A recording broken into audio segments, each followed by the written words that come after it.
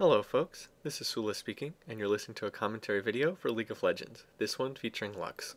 I'm playing in a full pre-made practice game. On my team, I'm paired up with Cole, who's playing as Kassadin, with Termuth playing Teemo, with Seirun, who's playing Shaco, and with Ramen Soup Cooker, who is someone that we've met up with, who's one of my YouTube listeners, and has been able to join up with us in this game since we needed an extra player. We are going to be playing against Ashane, who's playing as Anivia, Voice of Unreason, playing as Ashe, Terror Incognita, playing as Cho'Gath, Warlord, playing as Gangplank, and Atlas, playing as Warwick. Atlas uses the username Bertrand de Horn for League of Legends. So these are the teams as set.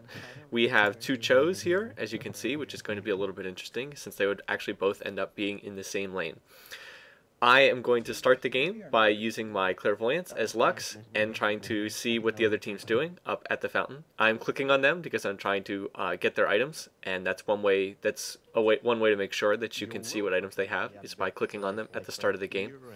Since the changes to the Doran's items in a recent patch, you can't start with a Doran's item and a potion, so that makes buying an initial item for someone like Lux very fast. If you do want Doran's Ring, just click on Doran's Ring and boom, you've instantly got your starting item. No need to buy anything else. So for me, buying took all of 2 seconds. Now, our early game goal is to try to protect our jungler, who is Seirun Shaco in this game. We want to try to protect his boxes, so that's why we're going to move here. Now notice I'm going to move the camera here to try and clairvoyance and find out where the enemy team is. I want to see if they are over at blue. So we take this spot in the bush, and then I go to clairvoyance here, and the instant I move my camera, the enemy team starts moving in, which is not very good. Not very good for us, to say the least. So I have to scatter and move down here, which is bad because I get separated from the rest of my team. Fortunately, I was watching the minimap, which is why they don't just flat out kill me there. But if I had been with the team, I could have possibly gotten off a binding there and maybe been able to get a kill on Atlas, because he did walk in and trigger the Shaco boxes. But in any case, weren't able to do that, and their team did exactly what their goal was, which was to pop Shaco's boxes and slow down his initial jungling. So you can see Atlas says box is gone, and that was the goal. Since they've popped Seirun's boxes over at red, over by the lizard, he is going to switch to Wraiths and then go to, I believe, go to Golem after that. So he's going to have to change up his jungling path. So I would say that they definitely came out ahead there. It's a little bit unfortunate that I had moved the camera in order to use clairvoyance. You actually do not have to do that. You can use clairvoyance without moving the camera. See there, I'm going to use CV to try to check where Atlas's Warwick is, and he is starting at blue. You can actually just click on the minimap in order to clairvoyance, but I have not gotten in the habit of doing that yet, and it's something that I really should try to work on when I play champions who I'm taking clairvoyance with. Okay, anyway, this is the first game that I've casted using Lux. Lux is a fun champ. Lux is generally played as a support champ. That's how I'm going to be playing her in this game. That's why I took clairvoyance. Lux doesn't have to be played support. You can play her as just sort of a standard mage caster. The problem is her ability power ratios are not the highest, so she tails off a bit late game if you try to play her that way. I think it's generally accepted that Lux is better played as a support than as sort of a I'm going to kill you mage type champ, but in any case, there are more than one way to play her, and in this game you're going to be seeing me try to play her as support. Okay, as far as Lux's skills go, I want to start out by talking about her passive, which is something called Illumination. Anytime Lux casts a spell, uses any of her abilities, anytime she damages an enemy with them, she puts a little charge on them, a little Illumination charge. And then if you hit them with your auto attack afterwards, it will do extra damage. It starts at 20 extra damage at level 1, and then as you increase in level, the extra damage from Illumination increases as well along with it. I think up to about 150 at when you hit level 18. So it's, it doesn't have a huge effect, but you do get a little bit extra damage in there. So it's a useful skill, useful little passive, very useful early in the game with last hitting. Good for harassment. If you hit an enemy champ with one of her skills, you want to make sure that you can then follow that up with an auto attack to get the bonus damage from Illumination.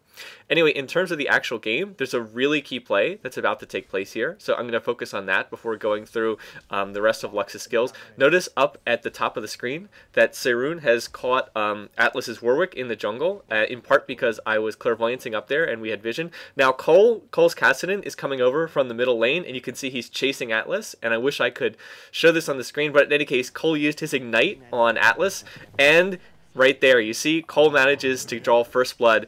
His Ignite finished off Atlas's Warwick. Now, this is a really key play for two reasons. First of all, just for drawing first blood. Second of all, for setting back Atlas's jungle. You know, whenever you kill the other team's jungler early in the game, you set that back their jungling by quite a bit. But third, and probably most importantly, as a result of this play, because Warwick died, Atlas's Warwick died, Cole was handed double buff from killing him, and so that meant that our Kassadin player essentially started the game with a blue buff. So that means that he's going to Cole would be able to spam his spells constantly, would be able to spam his silence, and then follow that up with that would allow him to charge up his slow skill, Kassadin's E skill. I think it's Force Pulse, something like that. But anyway, could just spam spells constantly because he was handed that blue buff early in the game, and that would really be key in terms of how this game played out. So I'll get back to that later. Anyway, right there, I was popped by Anivia, by Ashane's Anivia, and took a lot of damage, so I had to go back to heal. This really wasn't, obviously I didn't want to go back to have to buy right there, but it wasn't the worst timing in the world because it allowed me to pick up boots and allowed me to pick up some health potions. What I should have done ideally would have been to buy boots, a health potion, and then a sight ward too. I think I might have been able to get a sight ward and 2 health pots. Well, no, I wouldn't have been able to get both, but should have picked up a sight ward to protect us there from Warwick ganks. Now, up at the top lane while this is going on, you can see Atlas has revived, and he has gone to top lane to go after Termith's Teemo, and you can see him and Warlord are going after him, and fortunately Termith is able to get out of there using the new Teemo Move Quick ability. So that was a very nice escape in order to get out of that particular situation. Anyway, now I'm back to the lane, and we can sort of concentrate a little bit more on the laning matchup here. One weird thing about this bottom lane is that we had two Cho'Gaths in here, which meant that there were Ruptures going off all the time, and it was really confusing as to which Cho'Gath was using Rupture, so I got confused frequently. I think we all ended up getting hit a little bit more often than we would have normally, just due to the multiple Ruptures going off. But anyway, let me, now that I have a minute here and we're sort of back to the laning phase, less action going back and forth, I'll go through and talk about Lux's skills. Lux's Q skill is the one you see me using right there. It's called Light Binding, and it works just as you would think. Lux shoots out a skill shot, a straight line skill shot, and whatever you hit with it will be bound to the ground, will be binded for 2 seconds. So this is a skill. Oh, and she can also hit 2 targets with it. She can bind one target initially and then bind another one behind it, and the one behind it gets hit for half the duration and half the damage. So right there, you actually saw me hit both of the enemy champs with my binding. Although Ashane's Anivia only got binded for 1 second as opposed to 2. So very useful skill, obviously. Binding people in place is very useful. You freeze them in place. You're like right there, binding. Follow that up with an auto attack to trigger the illumination charge, and then I follow that up with Lux's other damage skill. So very useful skill. In terms of building Lux, it's best usually to put 1 point in this skill very early on. You see I put 1 point into it at level 1, and then leave it there and go back and max it later. Even though the skill does do a lot of damage, you can get most of the benefit with just 1 point because the binding duration does not increase with more points put into it. Okay, Lux's other skill that you'll see people using very frequently is her E skill, which is called Lucent Singularity. This is an area of effect spell. Lux throws out this little targeting circle on the ground, and any units in the circle will be slowed for, I think, 4 seconds. It's either 4 or 5 seconds. Anyone in it will be slowed, and then she can trigger it to deal damage to anyone that's inside that circle. So you can trigger it immediately if you just want to deal damage, or you can leave it on the ground for a couple seconds. See, there it is. There I'm placing it. And I casted it behind Terra Incognita because I knew he was going to run backwards. So that was a little trick on the placement there. Just triggered it to do damage. Also gets that illumination charge. Doesn't have a great deal of area of effect. It's a rather small little area, but this skill has really good range, as do all of Lux's skills. This is one of her main benefits. All of her skills have really good range. So, area of effect damage. See, like right there, I'm going to hit Ashane with it. Does trigger that illumination charge, so you can follow it up with another auto attack. So usually for Lux, you want to hit on a binding, then trigger the illumination charge, then follow it up with her prismatic barrier, and then trigger that illumination charge as well, and you can get good damage, especially since both skills have good range. One last thing I'll mention about her area of effect skill is that it does grant sight. So like if you cast it in the bushes, you will then have sight in that area. And just look how much damage we're able to do to Terra Incognita's Cho there, between myself and Ramen Soup Cooker's skills. It's a little unfortunate that he had been spamming his skills so much, so and he was out of mana. Otherwise, we might have been able to follow that up and get a kill. You know, if he had been able to follow that up with a feast or something. Anyway, Lux's third skill I want to talk about is her W skill. This is known as prismatic barrier, but generally people just refer to it as Lux's shield. She tosses out a shield that protects you from damage. Oh well, first of all, here you see we managed to get off another hit on a Shane, and then it was followed up with a rupture. But unfortunately, I missed with Lux's ultimate, and so we're not able to. We wouldn't have killed a Shane, but we would have triggered the Anivia passive, gotten him in his egg form. So like right there, I'm able to hit on a binding, and what I really should have done was hit on the binding and then use Lux's ultimate. Would have been a better idea. But anyway, trying to finish up with Lux's skills. Her W skill, her shield, it's a shield that is another bit of a skill shot. It doesn't happen automatically. You toss out a shield in a straight line, again kind of similar to her binding. It will shield on the initial toss out, and then it will shield again on the initial toss back. It doesn't shield a lot of damage, but because it's a skill shot toss, you can hit everyone on your team in theory, so you can shield up yourself and up to 4 other teammates with it. And you can hit again on the return trip, so you can shield once on the way out and then once again on the way back. Lux's shield is actually probably her best skill. People don't, oftentimes you won't see people sort of favoring this because again, it's more of a team thing. It's not something that helps her so much as an individual. But if you can shield everyone on your team and hit it twice, you know, even if you're only shielding, you know, say 150 damage on each toss, that adds up a lot over 4 or 5 champs. So very useful skill in team fighting, and that's why Lux is probably better played as a support option than as a mainline damage champ. Now, I mean, Roku, who is one of the elite League of Legends players, specializes in playing Lux, and he is really good at 1v1ing people with Lux, using the shield to protect from damage. So, granted, you can play Lux that way, but generally speaking, a little bit better to use the shield defensively as part of a, you know, and use it in team fighting, that sort of thing. So, in terms of skilling Lux, I like to put 1 point in her Q skill first, and then after that, give priority to E, her area of effect skill, just because it's useful for farming. It's useful for the slow effect, and you actually do get more of a slow effect with more points in it.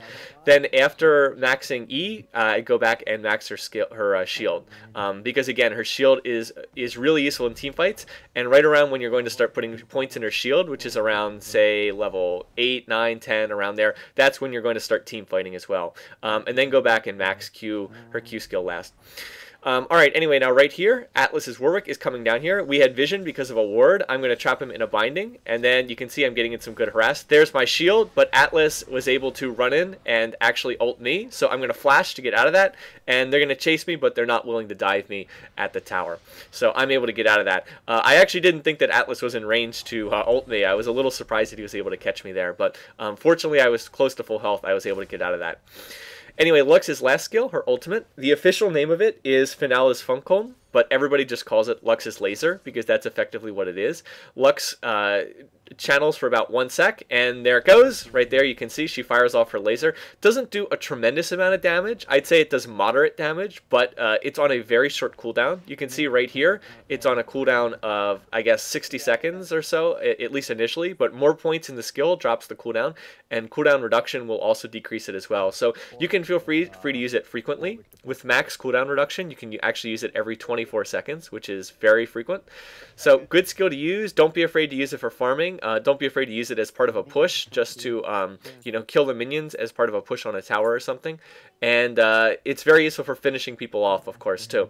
And also when she uses her laser, it will trigger that illumination passive as well. So everybody will get hit by Lux's illumination charge. So has a lot of utility, useful skill in a lot of senses.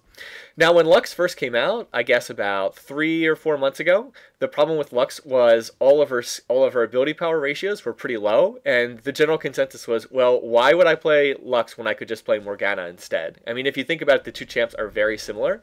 Both of them have a binding skill, both of them have an area of effect skill. Morgana's Pool, Lux's Lucent Singularity. Both of them have a shield, so you can see very similar. I mean, their ultimates work differently, but other than that, they're pretty similar. However, over time, Lux got buffed a bit in patches, and Morgana was repeatedly nerfed in patches. So over time, Lux became more and more viable, whereas Morgana, after she got nerfed so much, just wasn't as good of a choice anymore. So that's why you see a lot more Lux nowadays and a lot fewer Morgana players. Anyway, up here, we see that Atlas is trying to solo the dragon. Now, that was a very viable option before, but the dragon has been repeatedly strengthened over and over again in patches, so not nearly as good of an idea now. So we are going to counter this. I'm going to stay down here as long as there are 2 in the bottom lane. You can see I'm going to try to block Terra Incognita from coming up here and entering into the fight. So I'm going to bind him, hit him with my area of effect skill. Now he's coming up and trying to enter the fight. You can see Cole and Ramen Soup are going after Atlas. I think they're not quite going to be able to get him.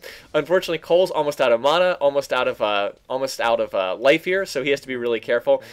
We're almost able to kill Terra Incognita, and then Seirun's going to be able to finish him off. Now over here, you can see we're behind the tower, trying to go after a Shane here. I'm going to catch him in a binding, but I'm taking tower damage, so I have to be a little bit careful here. Right there, I'm going to toss down my area of effect skill, and let's see, I'm just waiting for a Shane to walk into it, and he does there, and Seirun's going to use the Shaco clone to finish him off. So that triggers the Anivia passive. Shane is being reborn here, but unfortunately we have taken too much damage to try and tower dive to finish off the kill. But nonetheless, we were able to stop Atlas's dragon. We were able to get a kill on Terra Incognita's Cho, and then we were able to trigger the Anivia passive so that her egg will be down now for the next 5 minutes or so. So overall, that was a pretty successful encounter for us, going back and forth there. I would say we definitely came out ahead on that little exchange. Now here, Ramen Soup's going to teleport back into the lane, and I've made this comment a number of times in my videos, that is just a real waste of a teleport. There's nothing wrong with taking teleport as a skill, but it's on a very long cooldown, and you just don't want to waste it like that. I mean, our lane wasn't being pushed, there was no need to get back here super quick. You know, that's just really a waste of that skill that can be used creatively in a lot of different ways, but that's not one of them. So anyway, now it looks like the enemy team is back to the lane, and up there you can see I was using CV at red. I thought that that's where Atlas's Warwick would go next. I was trying to find him. As it turns out, he's not at their team's red. But I mean, that's where you bring CV after all. If you can find out where their jungler is, if you have visibility on that jungler, just makes the rest of your team very safe on the whole. Okay, anyway, going back and forth here in lane, you can see we're missing visibility on a lot of their champs right now, which is a little bit dangerous.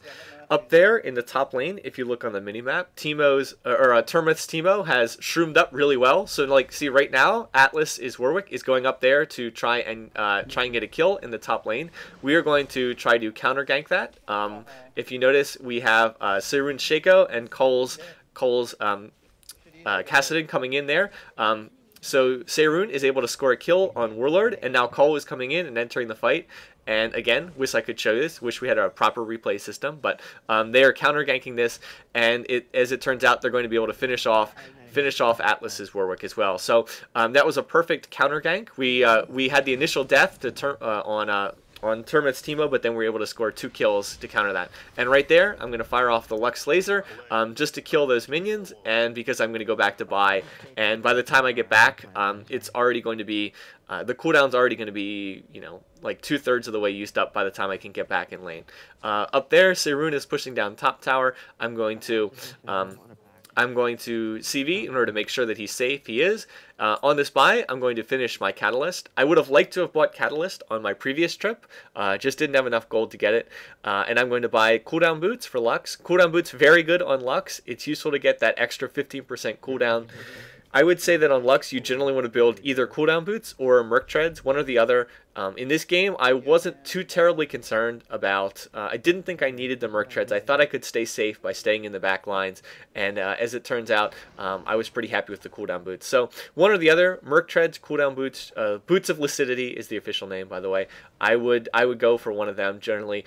You could also go Sorcerer's Shoes, but like I said, Lux usually better played as a support, not quite as strong. Over here, Seirun and Cole and Termith are all able to catch out Atlas in the jungle, and Cole's going to get the kill once again. This is perfect for us because Cole has already bought a Magi Soul Stealer, so he is getting stacks for every one of these kills. And it should be apparent by now that Cole's Kassadin is really the difference in the game so far. Landing that initial first blood and getting the blue buff at level 1, or maybe it was, well, I guess it wasn't level 1, it was more like level 2 or 3, but anyway, getting that early first blood, getting that early kill has really helped to snowball him ahead. And if there's any champ in this game that snowballs, it's Kassadin. You do not want Kassadin getting early kills early on, especially if he's got a Soul Stealer, because it just turns Kassadin into this, total monster late game. Anyway, right now, our plan was we are going to go do Dragon, so notice that because we're going to go for Dragon, I'm going to start nuking the minion wave. If you've noticed, I have not been nuking the minion wave over and over again. I've been trying to last hit, but with us going for Dragon, I want that lane to push down there on the bottom, so that's why I did that. And so it's going to enable us to sneak in and take this Dragon in very perfect safety. That's a really good time to go do Dragon. Why? Well, because we just killed the enemy team's jungler, so that means that we have a smite for Dragon control, and their team does not. So that's the sort of thing you want to think about. And indeed, right there, Cole goes back to middle lane, and he's able to score a kill on Voice of Regen's Ashe, and he's just really been able to dominate that middle lane, again, due to the early game advantage. Okay, right here you can see there's a lot of champs moving around. You can see here comes Terra Incognita. He actually manages to catch me on a Rupture because I was looking around and not paying attention. Over here, we're now going to gang up here, and this is a really good looking fight. I'm coming in here from the side, which they're not going to expect. I'm going to hit Atlas on a binding here, and so he's going to get killed. Cole then was able to hit Shane's Anivia. We're going to finish him off. Now we're going after Terra Incognita. I hit him with my Area of Effect Lux skill, and I'm going to finish him off with a laser, but Cole gets the kill first, which is better for our team, again, because Cole has that Magi Soul Stealer, and that's going to send Cole to legendary status. So we clean up 3 kills there, and that was a really strong play for us. Next, we figured we're going to go for that middle tower because we know that there's only one person there able to defend that. Warlord's Gangplank is the only one available to defend it, so we're going to push on this here. But he does the right thing. He uses the Gangplank ult. I have a really poor shield toss there. I'm trying to shield my team, but I miss. Here, though, I'm going to get off a nice binding on Warlord and then follow that up with my Area of Effect, Singularity, Lucent Singularity. The problem is we have just taken a lot of damage from these team fights, and we're really not in a strong position here to push on that tower. Otherwise, we could maybe go for it. And with Voice of Unreason's Ashe coming back into the fight, and now Atlas's Warwick coming back into the fight, we need to back off here and not try to push that tower any bit further. Now, one of us needs to stay because we need to make sure that they don't just push down our middle tower. Because I'm the only one here, that's why you're going to see me using the Lux Singularity there and nuke the creep wave. Unfortunately, I do a really, really poor job of farming up these minions. You see, I only get 2 out of the wave, 2 out of 6. That's pretty bad. But I was able to make sure that they didn't go for middle. In fact, instead, they went to get blue for their Anivia. I was fired off my laser just on the off chance that I'd be able to steal that blue. But by the time I used it, they had already taken it. So too late. But oh well. Like I said, Lux Laser's on a short cooldown. You can see it's already down to 25 seconds until I can use it again. So you should feel free to just use it anytime you think there might be an opportunity to get something like that. So anyway, no big deal there. Right now, our focus is heading back down to bottom lane. You can see there's 3 of us here. I think there's 3 or 4 of them in bottom lane.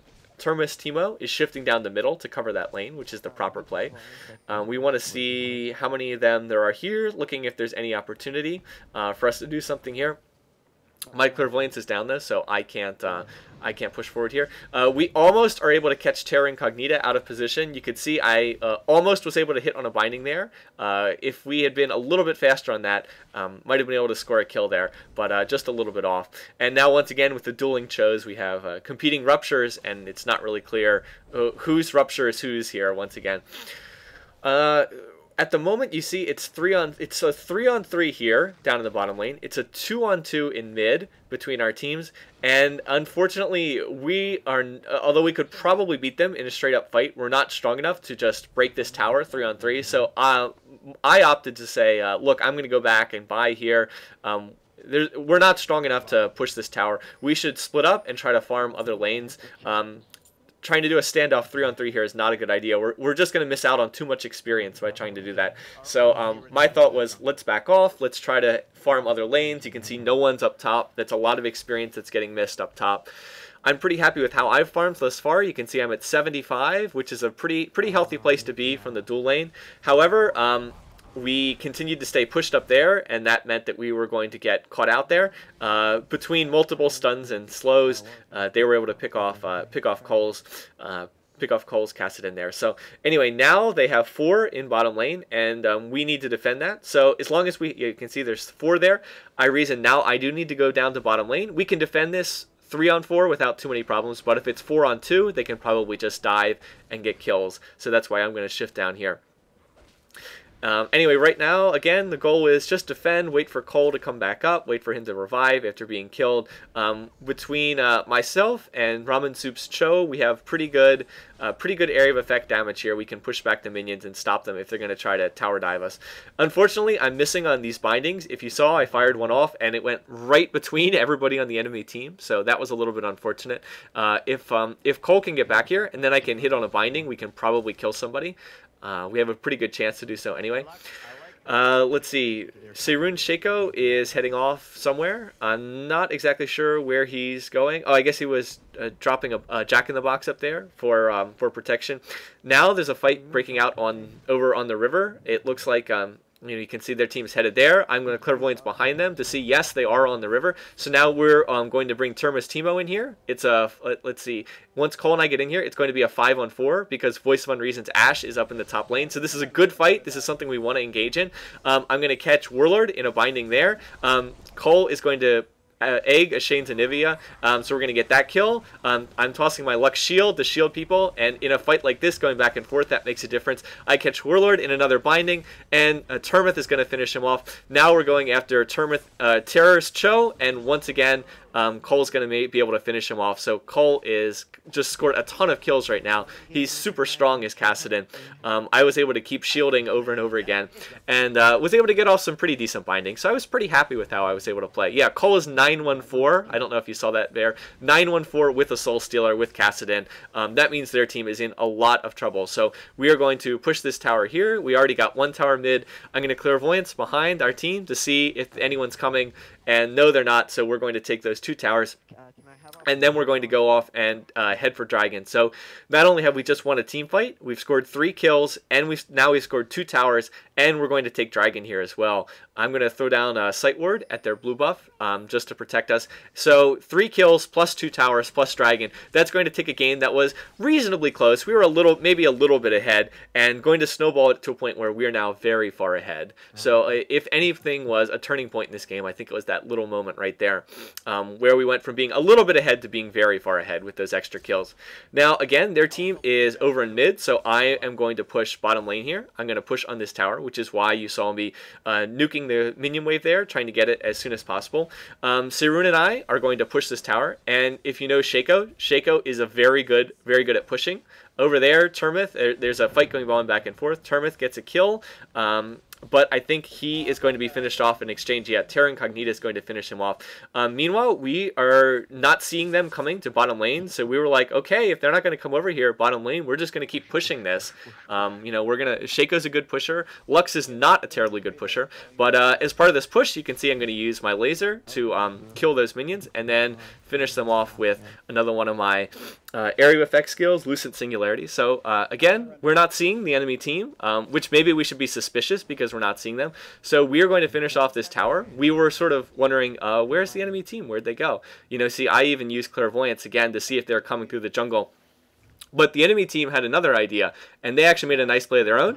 They followed up that kill with a Baron. So that was a very nice play on their part, reacting to that kill that we got in our push of bottom lane by instead responding by Baroning. So very nice move. It was a little bit unexpected on our part. You can see that Ramen Soup types in, that was bad, they have Baron. It was indeed, but at the same time, we did get 2 towers in bottom lane, so I'm not sure exactly who comes out ahead there. I would say that that's probably kind of an even exchange, getting those towers in exchange for them getting Baron. Baron's going to help them out a lot, but at the same time, we can just try to play defensively, try not to engage in the next couple minutes, and we, hopefully that'll help us out. if we can just avoid forcing a fight here. Anyway, now after they got Baron, they went back to heal and buy, which you often see teams to do after Baroning. Not necessarily the worst play, but then their next move was to go and get a Nivea blue buff, which, again, not a bad move in and of itself, but they left this top tower undefended, and that was just kind of a serious, silly little mistake on their part. They handed us top tower really for no reason. I mean, there was no reason to give that up to us when they could have easily had, you know, they could have had 2 people go to get a Nivea blue and then leave the other 3 members of their team top lane and defended that with ease. So although they did score that Baron, keep in mind we've also gotten, I think, 2 dragons. It was either 1 or 2 dragons, but in any case, we have gotten 6 towers, and they haven't gotten any towers. So the fact that we're up 6 towers on them is a very real advantage. I mean, it's not that big a deal if you lose a couple of early towers, but when you start losing that many, the golden experience differential is a pretty big thing. Anyway, here, they were trying to bait us in middle lane and almost got us, but fortunately we were able to back off. I'd like to think that the Lux shields helped protect us with some damage there, but everyone was able to get out, and now with their Baron, they are going to try to siege this tower. And we are going to have 4 people here defending it, so we are going to be in sort of an extended standoff here. Now, one thing I want to point out, look where Seirun's Shaco is on the map. Seirun is just off there in the side lane in the brush, waiting to see if there's some kind of an opportunity to do something here. Now, for those of you who have played this game a lot and who know sort of how Shaco works, what do you think he should be doing right now? Where should this Shaco be going? Like, what's the most effective play? Shaco is not very good in sort of defending a tower situation here. Alright, if you haven't thought about this, and hopefully you've seen on the minimap, he should be going into the top lane. I mean, look, that top lane tower, that top lane base tower, is very exposed. It's being pushed by the minions. Shaco is one of the best backdoors in the game. He could easily slip up there through the jungle, pop off his clone, and take down that top tower before anyone on their team was able to do anything about it. So when I went back and watched this video, I wish that I had made the suggestion to go for Seirun to go up there and do that. But at the same time, when you're playing Shaco, you want to be looking for backdoor opportunities on your own. You know, you sort of shouldn't have to be reminded. So at this point, I finally said, you know, hey, why don't you go up there and see if you can get that inhibitor? But by now, the opportunity was already over. Indeed, their team saw the same thing too, and their team is going to back off. They realized that, no, they're actually not going to be able to siege this turret down, so the opportunity was missed. But at the same time, you know, it really was a missed opportunity for us there. Whenever a team puts all 5 players in one lane, you really, if you're defending in that situation, you really want to look to try to push in a side lane, because you can defend with 4 against 5 pretty easily. Excuse me there, I had to catch my breath. Alright, so anyway, that was a missed opportunity, but at the same time, you know, they have Baron buff. Delay is to our advantage. We can just wait out their Baron, and once that, you know, 3 to 4 minute little period is up, we'll be happy to fight them, happy to fight them back and forth. So again, we're just defending, and right there, now they've lost their Baron buff, so there it just wore out, and now we can look to engage and look to fight with this team yet again, once we find an opportunity that looks like a good place to engage. So anyway, Ramen Soup's Cho is coming back from buying, Seirun is finishing up with Wraiths, and I have just gone back and purchased myself. I finished Rod of Ages, which gives me a little bit extra survivability, gives me some extra ability power, and I also was able to buy Needlessly Large Rod. So together, those two things about almost tripled my ability power. I went from 60 to 165, so that makes me much stronger, both in terms of my shields and also in terms of my damaging spells. So I'm looking to fight here. I'm just waiting for an opportunity for us to get an engagement. And as it turns out, Dragon has just popped. It just reappeared on the minimap. Their team is going to head over there. In fact, we're going to catch sight right there. See, there's Warwick on the minimap. We see, thanks to a team of Mushroom, and there goes Warlord, and there goes Terra Incognita. So we know that they're going to do Dragon. And although we're not going to be able to get there in time to stop their dragon, see, look, they've already dragon, we are going to look to fight now. If you notice, they had split off in different directions. Some of them went over to blue, others went over here. That Gangplank ultimate is missed, where it's already behind us. So Cole is going to be able to pick off Atlas right away. Then we're going to catch a Shane's Anivia right there with a nice rupture from Ramen Soup Cookie. Terma's going to get the kill. So now we've picked off 2 members of their team. And that was largely due to the fact that they split up, leaving Dragon. They didn't stay together as a team, and that enabled us to pick them off there. So now here, we're going to try to push into their base. And on our team, Termith just said, he said, I'm going to go push back top lane. And I was like, no, don't go push back top lane. In a situation like this, where you've scored 2 kills, you want to push into the base. You don't want to go push back top lane. You know, top tower is fine. It can take care of itself. So fortunately, Termith was like, oh, okay. So he comes back, and together, we're going to push this tower. Again, my goal is shield people with Lux Shield and keep firing on that tower. As soon as the tower's down, we're going to try to engage the enemy team. So like you see right there, Cole comes forward, gets in a nice attack. I land a binding on Terra Incognita. More Lux Shields trying to protect us from damage. And so that's going to enable us to score this kill.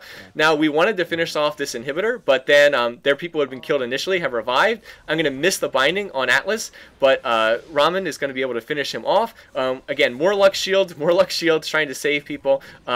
Warlord does kill Seirun, but now we're going to try to counter this. I actually missed the Lux Laser, but Cole is going to be able to finish off Warlord's Gangplank. And now that we've gotten the inhibitor, we're going to back off here. And we're going to look to heal up and then fight again later on. But as it turns out, it doesn't matter. The other team starts saying GG, and they agree to a surrender there and decide to give up. So a little bit of an early end to the game, but we were ahead, and we did take the inhib. And I guess that they just decided that we were too far ahead. Anyway, in terms of how this game played out, the difference in the game was the early kills that Cole, our Caston player, was able to get. When he got that initial double buff off of Atlas's Warwick, that really changed the game. It allowed him to win that middle lane decisively. Normally, Cassidon's very weak in the early game, but because he had blue buff, Cole could just spam his spells, and that enabled him to dominate against Voice of Unreason. So you can see 11-1 on Cassidon, 0-4 on their Ashe. That was the difference in the game. So really, this is more of a Cassidon game, you could almost say, than a Lux game. I was pretty happy with how I played. 1-0-11, lots of assists. Those Lux shields really do make a difference at the end of the game. I don't know if you're able to see that, but all those shields preventing a lot of damage. Termith did a good job in the top lane. 3-2 isn't all that spectacular, but the 10 assists helped a lot. He was doing a ton of damage with Teemo's Malady at the end of the game. Seirun struggled a bit at times with his jungling, but he was able to get that early kill. And then you can see Ramen Soup Cooker, very solid Cho game, 3-0-5. I wish he hadn't nuked the creep wave quite so much at times, but I can't really find too much fault with that game. I mean, it was very solidly played. So overall, just a kind of a short game. Just wanted to demonstrate Lux. I don't actually own Lux. This was a free Lux week when I was playing her, but I want to try to purchase her next, and she's a good support option right now. You definitely make sure that you level up her shield, because that's her most useful thing in team fights. I also need to work a little bit on aiming the Lux laser. I was a little bit off, but whatever. We'll get that with more practice. Anyway, again, thanks for watching. Thanks for listening. If you enjoyed the video, feel free to comment. Feel free to upvote it. Feel free to like the video, and I'll do more of these later. So once again, thanks for all the support, guys. Take care.